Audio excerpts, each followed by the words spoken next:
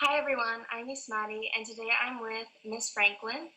To start off, how are you doing today? Good. How are you?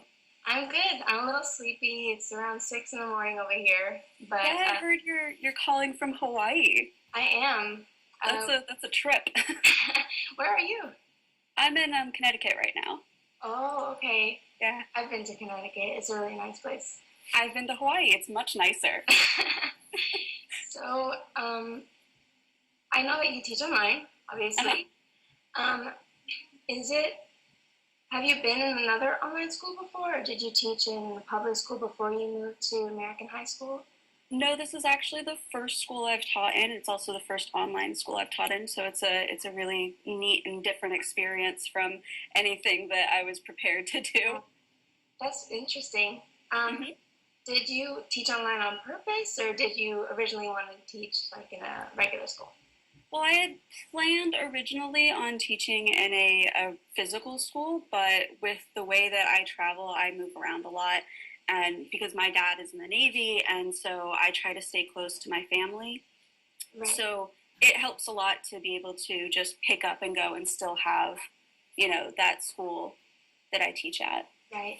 I'm military as well. My parents are Army, so I Oh, totally great. understand. That's exactly why I'm in online school right now. hmm Um, do you think that it would be easier teaching online or harder, like more difficult than teaching in a regular school?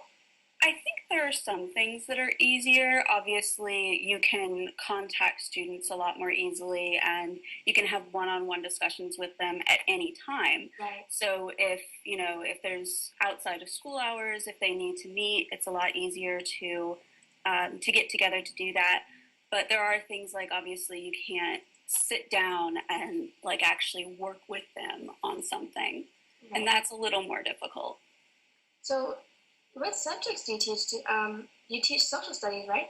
Yeah, I teach U.S. history, U.S. government, eighth and seventh grade civics, and it's kind of like a middle school version of government and introduction to computers.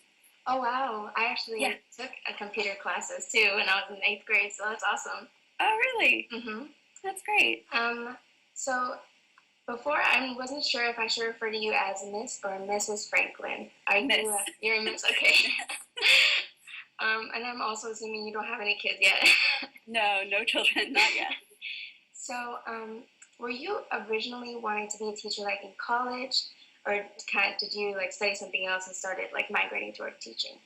Yeah, I went to school originally for a bachelor's in Asian studies, and I was planning on teaching Japanese children in Japan English. Um, but it didn't pan out because the timing was just wrong. And so what I wound up doing was going back for my master's degree in political science because that was another track that I was really interested in for a career. And so this just sort of happened after that. Right. It's a very interesting stage in my life. I see. That's awesome, though. I think Yeah. that's really cool. Um, so obviously, teaching online and teaching in general must be hard work. Is there anything that you like to do for fun, like as a hobby? I love reading. I actually just went to the library the other day to pick up a bunch of books. So that's one of my big hobbies. Another is just crashing with Netflix. Like, I love to just binge watch shows. That's awesome. Um, what is one of your favorite shows on Netflix?